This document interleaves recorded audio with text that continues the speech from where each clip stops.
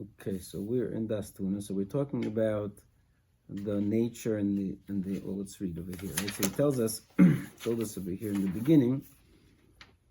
What's the nature of this evil, right? Which he told us that the nature of avoida is the removal of evil, and he gave us a medrash that says that it's like a big rock, and that the king wants to remove it, and he tells his subjects to remove it little piece by piece until he removes the rest. Okay, so then he says, what's the nature of this ra? Right? What are the boundaries? What are its effects? And that's what we're studying. Then the last time we saw was he based it on the idea that HaKadosh Baruch Hu, as the ultimate good, cannot produce evil. Okay?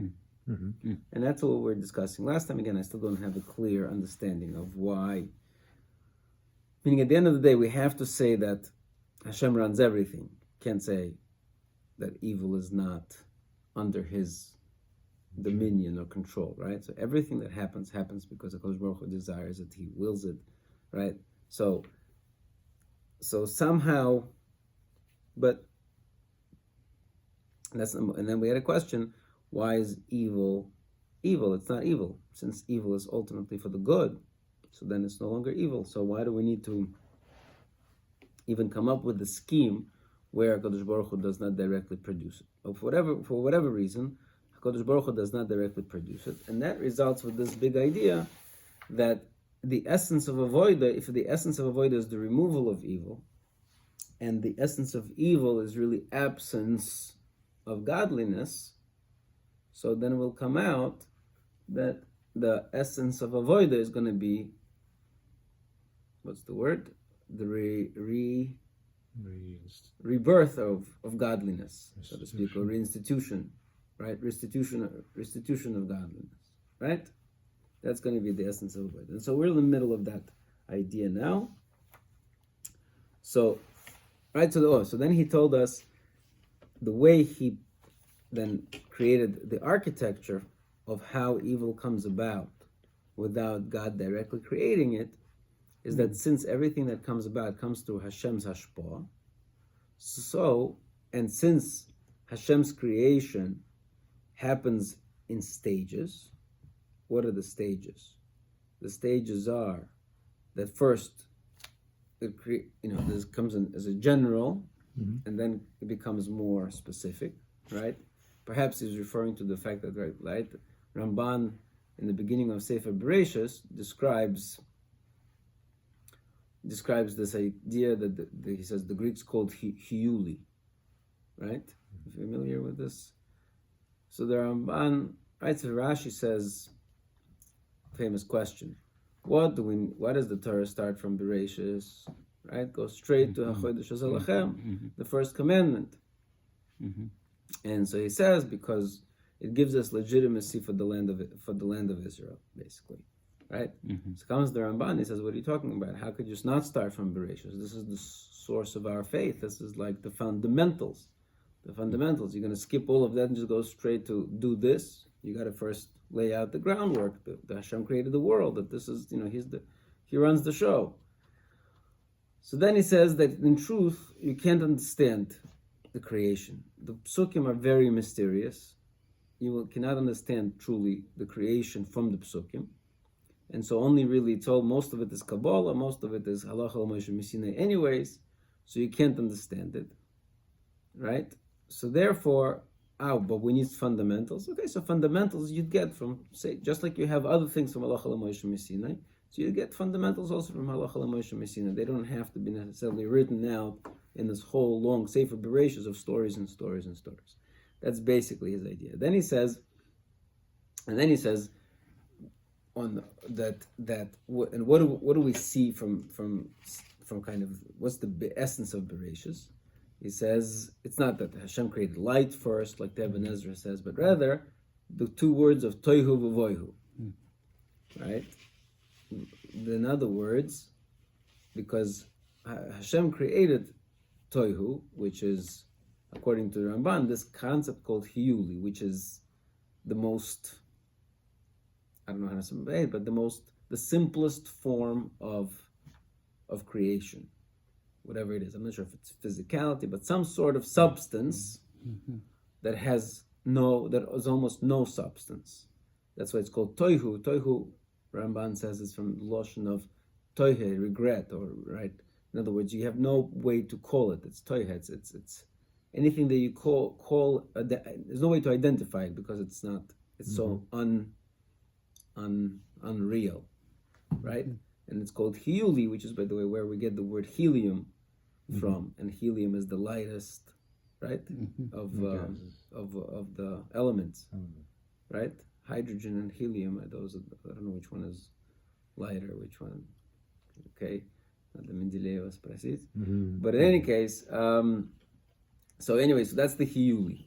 Hiuli is this some substance, mysterious substance, from which then other creations come about. So Hashem's, and again, which may be some kind of this primordial soup that our physicists are talking about. I have no idea these things.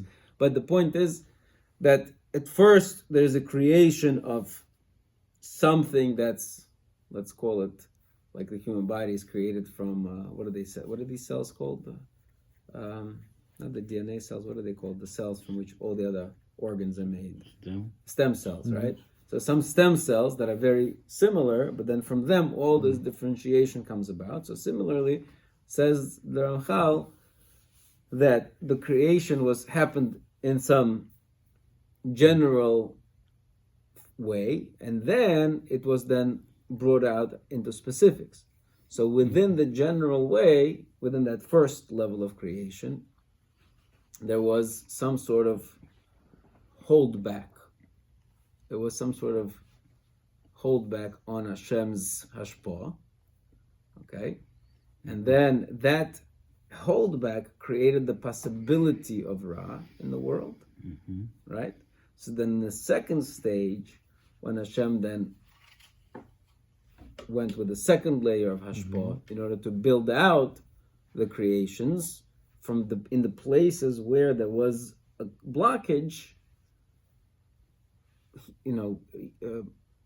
evil creations began to appear, so to speak, from the blockage. Okay, so hashpah, the second level of hashpah, kind of short-circuited and created these creations that are Ra. That's as much as I can describe it. Do I fully understand it? I do not. Okay, but anyways, the neshama seems to understand it. The neshama says, "Soiv dover." So in the end, hevanti or hevinano. We understand Metzius hara eich mishaveh. We understand the existence of evil, how it came to be. But now let's now complete this matter. L'das kol gvuloisu, so that we understand all of its boundaries. Okay, so now we're trying to, I guess, build out the details of the Ra. So let's see. Omar Aseichel Kuf Tazayin. Omar Aseichel, Amnam, however, tzorich shetedi hakdoma achas gedoyla. You need to understand one huge hakdoma, right? Introduction. One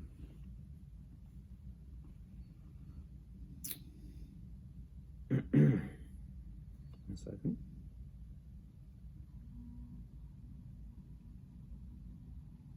Okay, I'm not sure. Let's see. So we need to Vihi. This is the introduction. Afal pisha bechuka yisborach hoyavadai kodum lasois kol hamaisim ha'ela. Now, even though within the nature of Hashem, it was kodum. Kodum means before, but over here it means like pre-existed. Lasois kol hamaisim ha'ela. That within Hashem's, these are words difficult to express, but within Hashem's choik, let's say nature, whatever that means, within Hashem's nature, the possibility of all of these creations, in other words, the universe and all the creations, pre-existed, right? Why? Because in Hashem, there cannot exist any change at any time, right? Afal Pikain, still, we cannot say that these things existed already in potentiality. We cannot. We cannot. So the possibility, these words don't make sense. I don't know what I'm saying. The possibility, according it says the Ramachal, pre-existed, but the potentiality did not. I don't know what that means. If the potentiality is the possibility, but let's see. Okay, so I'm not sure. I don't have no idea. But we can't say that. I guess the difference is that potential means that it has to come to be, right? Potential means it's there to become. Possibility means that it could become, but it doesn't necessarily. I'm not sure. But again, then there is shetzrichim lotzei selapoel kizehu echad min hashibushim. As a matter of fact, he says this is one of the errors shenichlu boy ma'amini kadmus ha'olam that was made by those that said that the universe is eternal. Right? That's kadmus ha'olam. The universe is eternal. Mm-hmm. In other words, what is he saying? He's saying that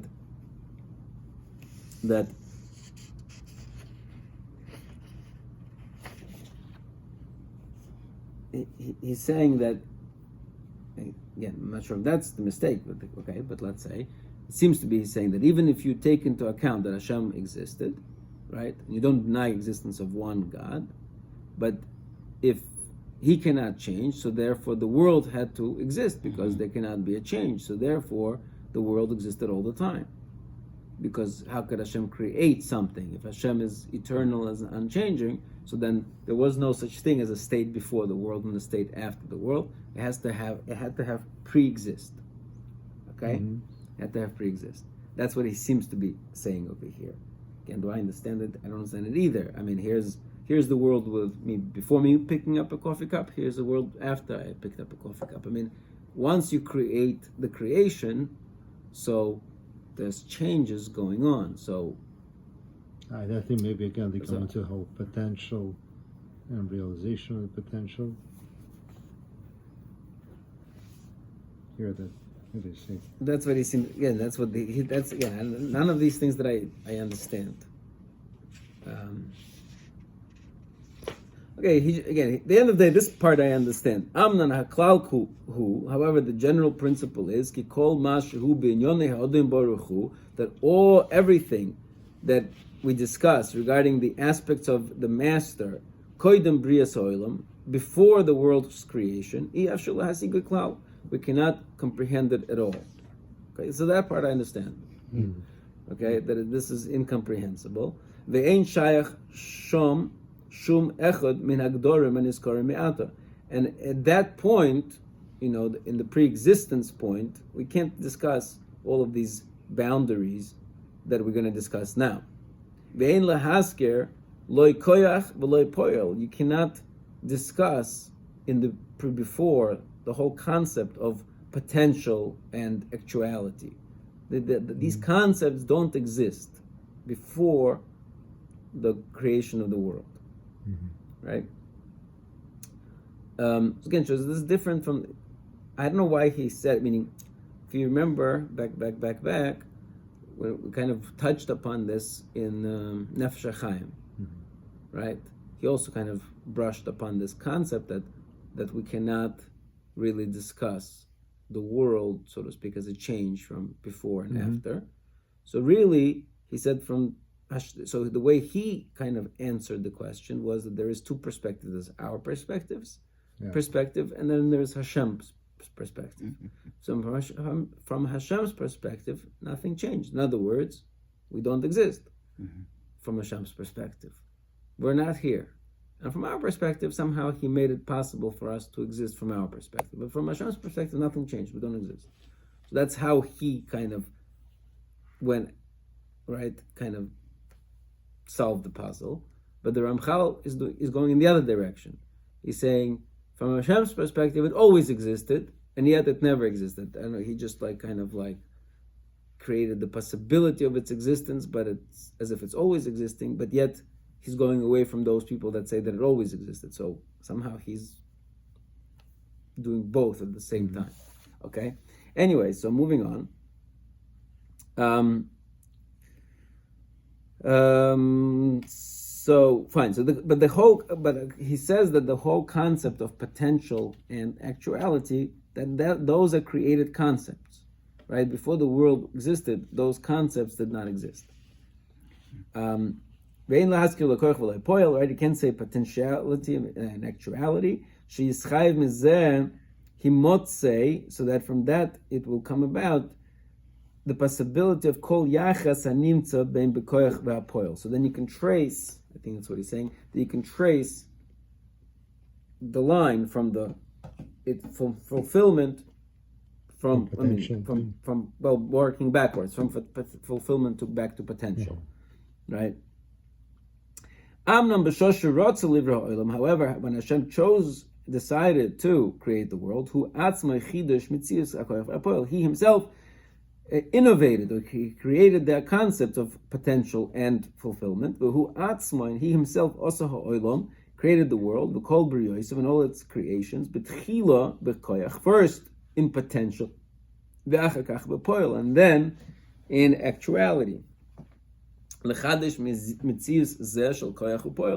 In order to, again, to bring about the very nature of potential and actuality.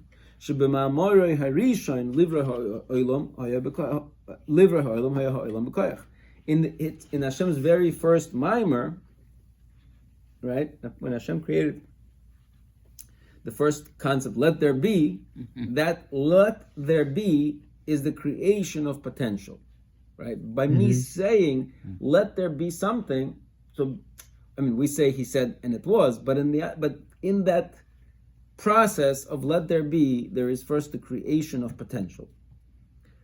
And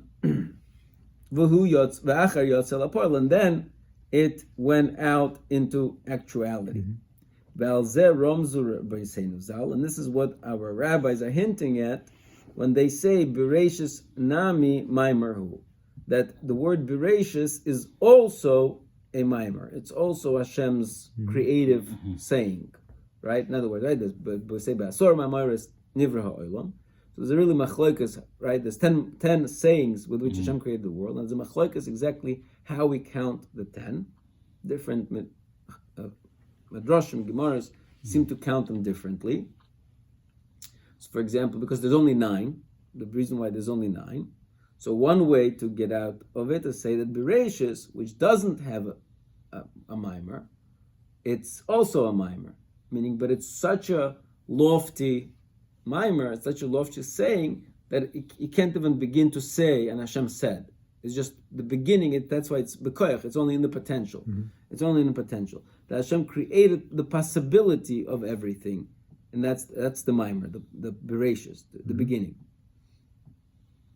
Okay? Others, I think, count the mimer when Hashem already created Adam, and then he said, go and, Puruvu and Nikivshu Saoras, build the land, right? Eat this, that.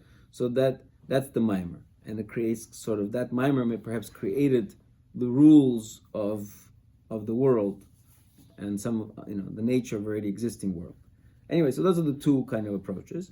Okay, V'nishtane Mishar HaMaimaros. So this mimer is different from all other mimers. Because in that word Bereshis, the entire world is existing in potential. Okay? And again, the famous Vilna Gaon, I think that they asked him, like, what do you see from Bereshis? And then he says, everything is in the Bereshis. And he says, where do you see this? And he does all sorts of Rosh Tevunos to figure out how Bereshis can stand for everything. But the point is, right, so Bereshis, so the world's creation is like a pyramid. There is that point of creation, and that point includes everything that's going to follow, and that's Bereshis. Okay.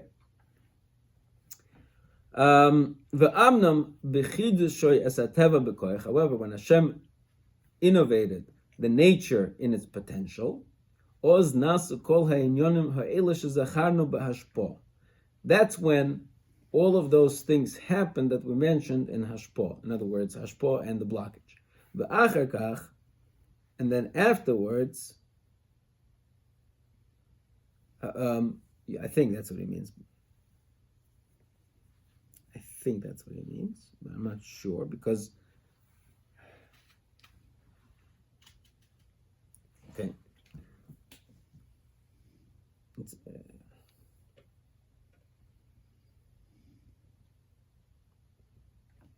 okay. Again, things that we don't understand. Then all of those things that we mentioned happened in the hashpah. And then everything came about, it brought about the fulfillment, as it was already founded and prepared in the potential. Okay, fine. Let's see where is he going? What is he trying to say? What is he trying to say over here? Mm-hmm.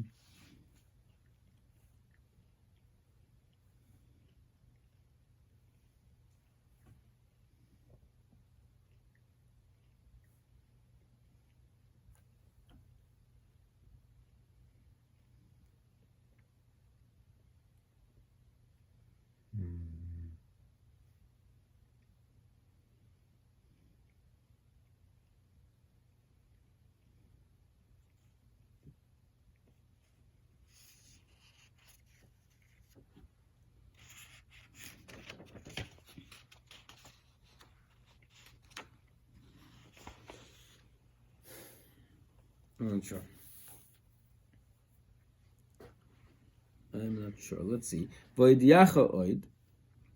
And I'll tell you more. Inyan omuk b'dover zeh, a deep thing in this thing, in this matter. V'hu klal mitzias ha'olam b'chol zmanav, and that's the general essence of the world in all times. Kishoyrish hakol hu ha'odem baruch hu, that the source, the root of it all is Hashem, blessed be He, chofetz v'rotza, because He chose and desired lehashpia mituvoi, to emanate in His goodness el hanimtsoyim, to all the creations shirotz ulahans, that He wanted to bring about. V'chidesh al kein mitzius ha'ora, and for that reason He created, made new the concept of ha'ora, of illumination, v'hashpah, and emanation, mimenu yizborach, ru'uya le'erech hanimtsoyim ha'ela shirotz ulahantzi, that is fitting and appropriate for those creations that He wanted to create. Amnam masher chofetz ha'odem baruch hu b'hashpah, what He wants in this hashpah, hu shetiyah hashpah shel kedusha mamash mimenu yizborach, that there should be an emanation of holiness directly from Him, shehu etzem ha'kedusha makor, because He's the essence of kedusha and the source of it. V'yu toldos hashpah zois rak inyanim shel kedusha. So therefore, all outcomes of this hashpah should be only matters of kedusha. Like we see now in the sphere of malachim, because they have no other elements besides elements of kedusha.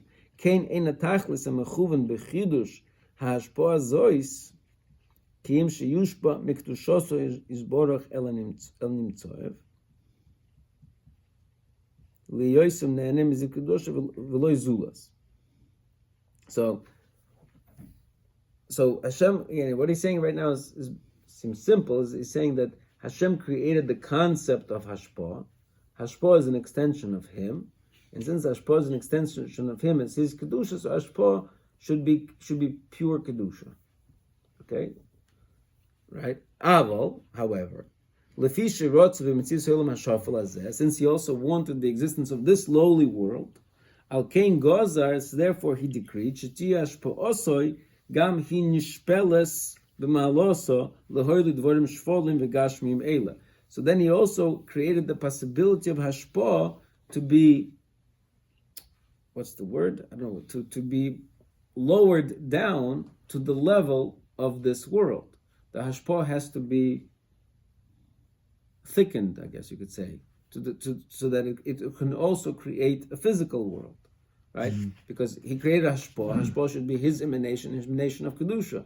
But He also wants a physical world, and a physical world can exist without hashpah. But He needs to have the kind of hashpah that is able to create something that's not kedusha, right? Lehoyli dvorim shvolim v'gashmim eila, in order to bring about these lowly physical beings. Sheyirida hilovade. So it's a downgrade for this hashpah. Shaloi al tachlis hazechot. So that's not what Hashem created the hashpah for. Hashpah is His emanation, and He's emanating, whatever, gashmis. Like, how could that be? Now that we see that Hashem somehow is mashpia lowly things and physical things, we know that this is a limitation within the hashpah. Because it has to basically get dressed in these ways, which is considered pchisus, a lowliness for next to her. Because the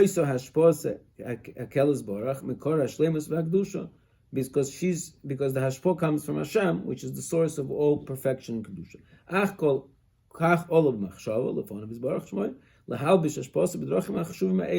To dress up the hashpah in many different ways, ad eis moed, until the appropriate time, when the hashpah is going to shed all of these coatings, and it will remain in its clarity and its perfection. So that at that point, the bria will be kodesh l'Hashem, pure kedusha. So again, I'm not sure exactly what he's trying to say. So his first Hagdama was the concept of bekoyach and bepoil, right? Potential and actuality. His second Hagdama was that hashpah is kedusha. Mm-hmm. His third Hagdama was that hashpah can be downgraded into gashmis. But how these things connect, we don't see yet. V'hinei kolzman avodas ha'adam. Now behold, the entire time of Hashem, of Adam's avodah, his service, hashpah mislabeshes belevushim eila. The hashpah is fully clothed in these levushim.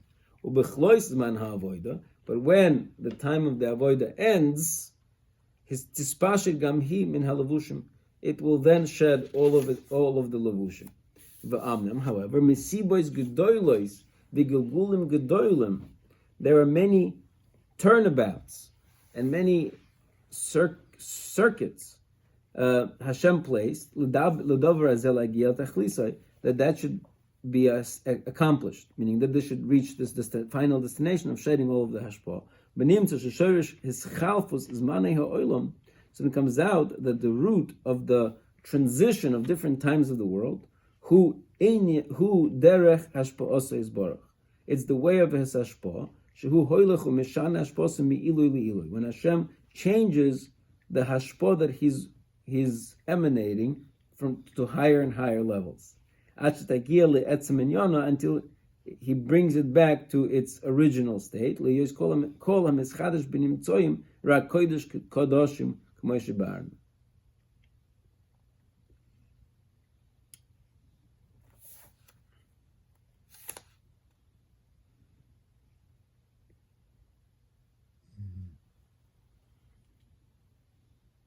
So again, we're not there yet.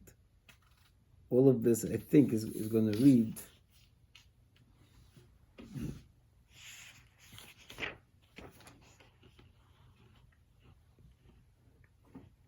It's going to take us a little while to put all these pieces together. I don't think we're going to have time to do it today. Let's see.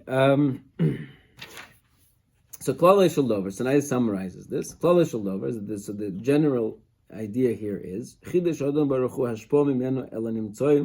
Hashem created fresh and new a hashpah, an emanation from Him to His creations. That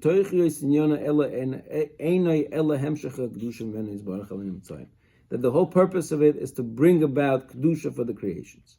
But then He also innovated different ways for this hashpah, shvolim pchusim, lowlier and more defective. But he also innovated in the hashpah itself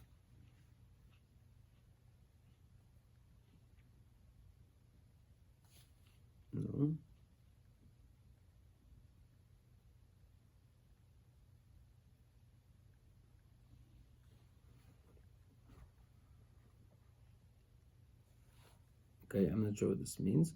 It just doesn't read well. But v'chidesh b'hashpo atzma bitulim v'kilkol chasadorim shezacharti. And in the hashpo, he also innovated, right? He created from scratch these kind of betulim, these blockages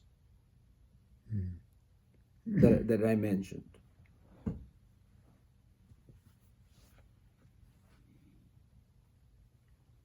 Here they said this brought about damage and destruction within the actual system of emanation, as they described above. Right. It just doesn't read well. That's what it seems to be. That's what it seems to mean, but it just doesn't read well. It sounds like a separate thing. So I don't fully understand what's the difference between hashpo in lowly ways versus hashpo with damages. It seems like, is it one thing that's just synonymous and he's just explaining, or it reads like two separate things, but it's not clear to me what the difference between the two lowly things. ways are the, I think, the physical compared, they're lowly compared to his lofty nature, if you want to call it nature, to the lofty origin. The damage or the actual deviation from... Right, so it's like meaning there's Kedusha, there's Choil, and then there is Tuma, so to speak. That's what he seems to be laying out, right? So the Hashpah should be Kedusha, but Hashem figured out how to make it not Kedusha. And within that, in addition to that, he also created the ability for there to be Tuma. Okay. V'toli kol zeh be'inyan gilui hayichud shezacharnu l'mayla, and that all of that again is dependent on the revelation of his oneness that we mentioned above. Shemitzad hester ponim, that from the aspect of Hashem hiding His face, mischatshim kol advorim heili b'choik hashpa'asa, that all of these things become possible through His hiding of His face in the nature of His hashpah. Umitzad hagilui. But then, from the perspective of revelation, Acharakain, which will happen afterwards, mispashtim kol halavushim ha'elim imenu. We're going to speak about all of this later as we come along. So, what comes out is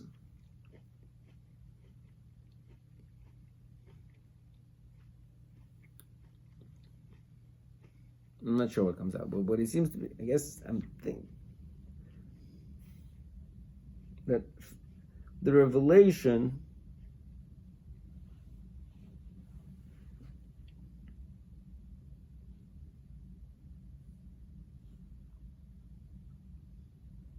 I'm not sure if that's what he's trying to say, but possibly what he's trying to say is that the removal of evil, right? Since we have, like we said before, so there's the Kedusha, right? That's the way Hashpah is supposed to be. Then, for time being, Hashem created the Hashpah, or masked the Hashpah to be able to create the physical universe. Yeah. But that mask is going slowly to be removed. So the evil that exists in potential in the process. But once meaning it's not that Hashem has to go back and remove the evil, but rather Hashem will remove the choil, and the evil will automatically fall away. Right? The process of removal of evil is not by removing evil, but rather the process of removal of evil is by removing choil. That's possibly what he said. And that fits with the thesis of this is what we're doing. We're turning chol into kodesh. Yeah. Right. By turning chol into kodesh, we are removing evil. Possibly again, this is so. Again, it sounds great in words, but if you're drilling down, it's something nothing for me right now. Nothing sticks really. Nothing sticks in words. Okay, maybe it sounds okay, but in terms of, I don't know. Okay, let's see just a little more. So no, what we also need at this juncture, Huledas is to know shebehashpo atzmoi, that in the hashpo itself, chidushe dvorim chidsho hagzeira ha'elyoina. In the hashpo itself, Hashem kind of decreed certain innovations. V'heim ha'ikar b'ma shenimtza acher kach ba'olam. And that's the main thing that will be found later in the world. Kirak acher kol ha'achonos ha'ele osa olam hashofel hazeh, because it's only after these foundations that Hashem created this lowly world. Bonoi al pi kol inyanim ha'ele, that it's founded on these concepts that we discussed. Umurkov mikol hadrachim, and fused or combined, intertwined with all of these ways, or all of these things. Lehisgalgel me'inyan le'inyan kasher gozer olav ha'chefetz ha'eli. So, again, I don't know what he's driving at over here.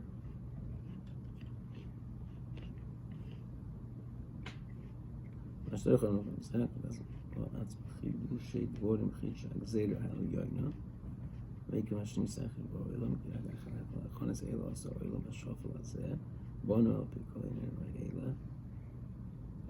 I don't know what he wants to. There's too many these things, these ways, these words, these that I don't know which these is he referring to.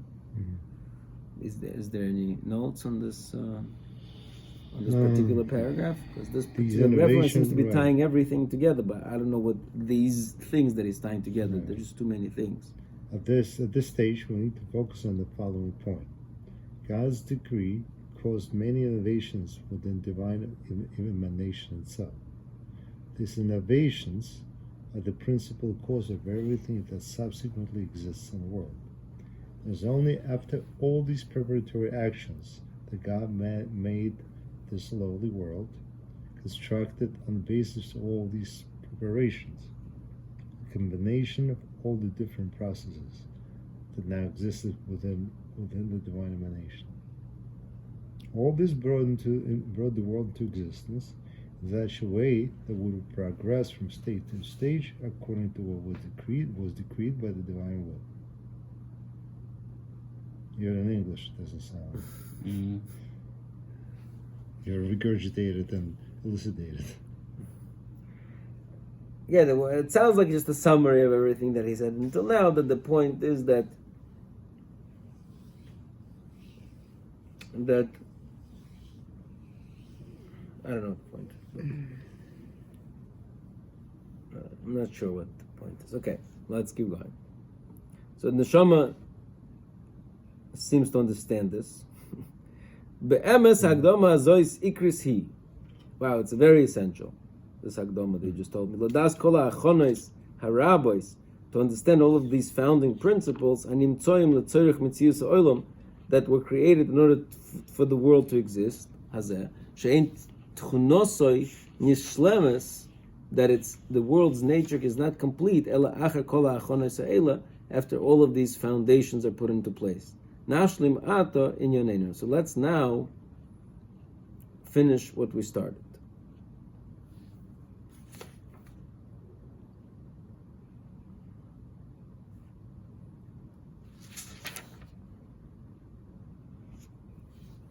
So, okay, let's see.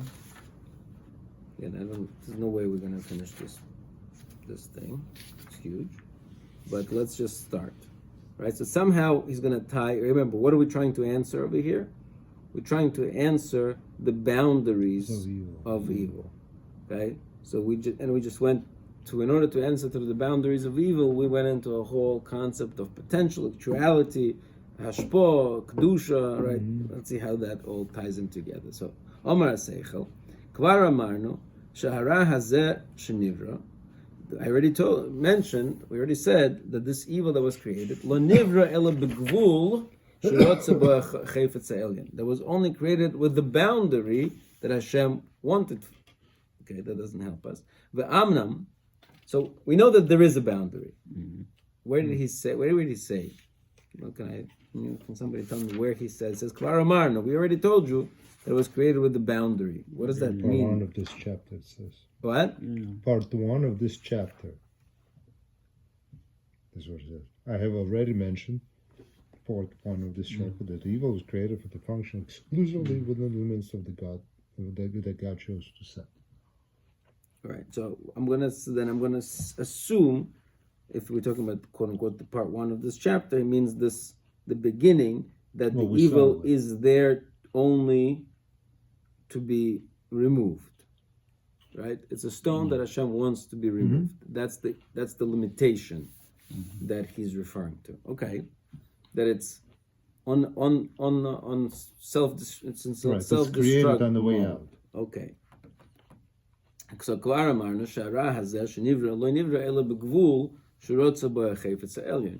I don't know why he. Okay, whatever. Okay. ואמנם אף על פי שחידש האדם ברוך הוא הביטול להווייס. So even though HaKadosh Baruch Hu was mechadesh, bitul, right, the cessation of this existence, lo chitra lehavayis bilti shleimus, the cessation of existence was created for only incomplete creations, imperfect creations, right? Which makes sense, that imperfect creations have a built-in self-destruction because they're imperfect.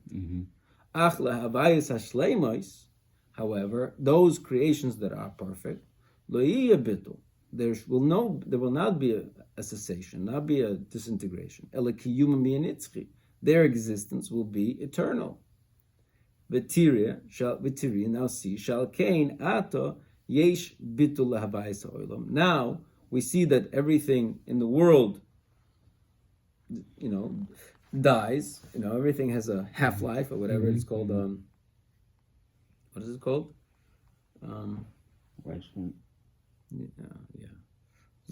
What's the biological term, chemical term?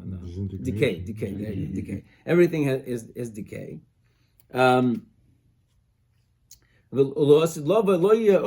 in the future there will not be decay. That's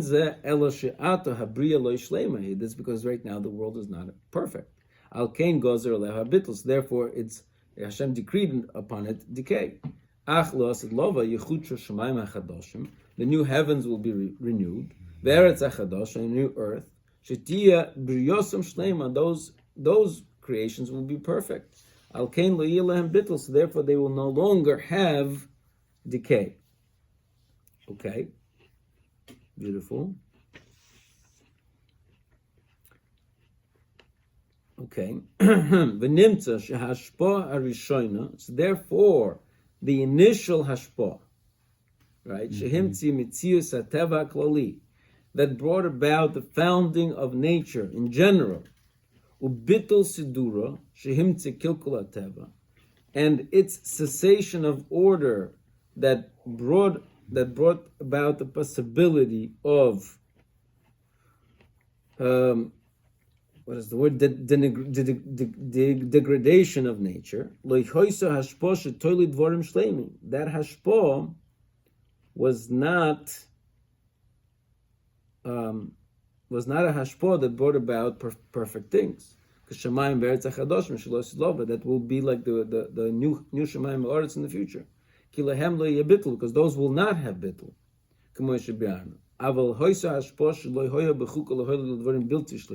But that initial hashpah was a hashpah that would create things that are not perfect.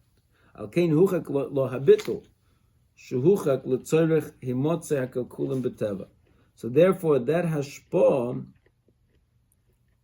was made with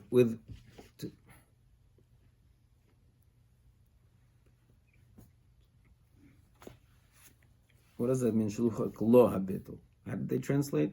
Was made subject to, and then he quotes in brackets, partial destruction, so as to bring about the destructive elements in nature. Okay, just 1 second. It's also the way it's written. It's not clear. What's not clear about it is he referring to the bittul of the hashpah or the bittul within like partial work, they translate partial bittul within the hashpah.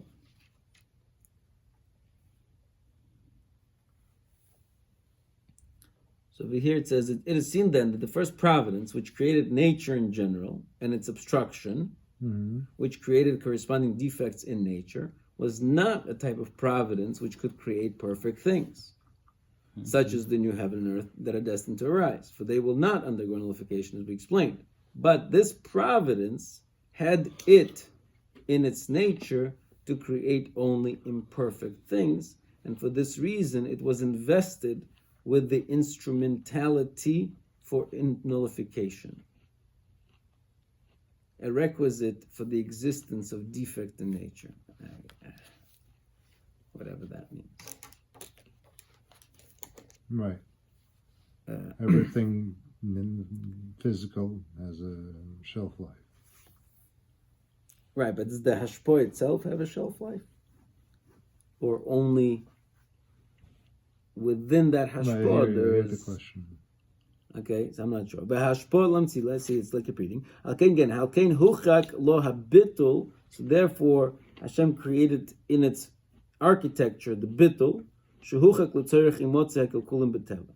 V'hashpo shehimtziya, and hashpo that Hashem brought about, ubonso ha'ishim shel hateva, through which He built the ishim, the beings of nature. Murkovim min hatoy v'ara. They are all, what's the word? Murkovim, meaning they're all combinations, is the better word for it. Alloys, amalgamation of good and evil. Hinehi hashpo shemavdelas haros levadam. Is the hashpo that separates the evil by themselves. Shlo yivotlu hanimtsoyos, that they should not bring about the decay of creations. Ela mugbolim yiyu bekoyach gzeirosoi shel moka. V'teluim b'mayma shlo lizgaber levatel kol hanimtsoyos. So,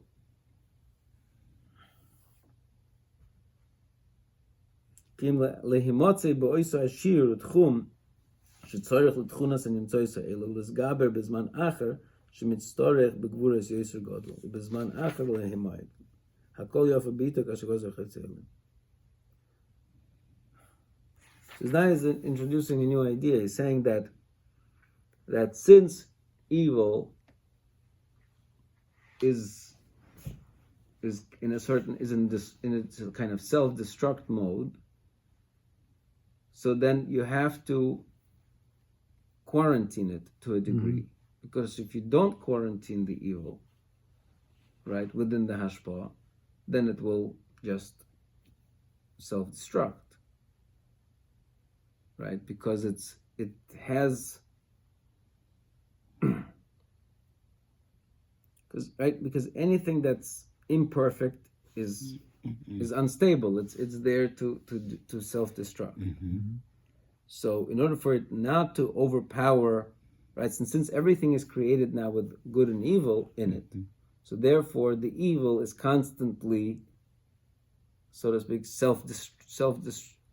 is creating destruction. So in order for the evil not to overwhelm the existence, then you have to limit it. Meaning not only is it limited by what we said initially, that it's limited because it's oimed to just be destroyed, it's limited in another way, that Hashem limits its power to so it doesn't self-destroy. Because if it self-destroys now, it takes the good with it, because they're tied at the hip, right? Because right now, since they're tied at the hip, so Hashem has to actually quarantine it to some degree so that it's not able to destroy it completely. Okay.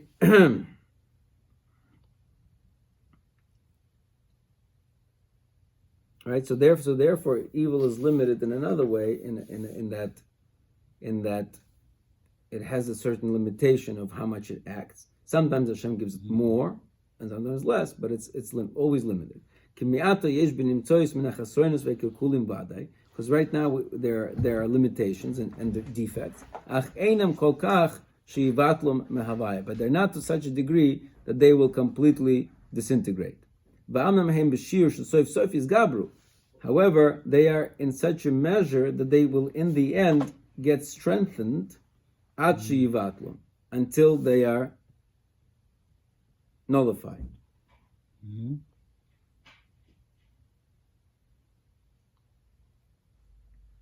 That also I don't understand. Yes. It sounds like what? It sounds like this, as evil strengthens, it actually destroys itself more. That's what it sounds like. It's itself. Right, so it's not really, so it's very strange. It's not the weakening of evil that destroys it, but rather the strengthening.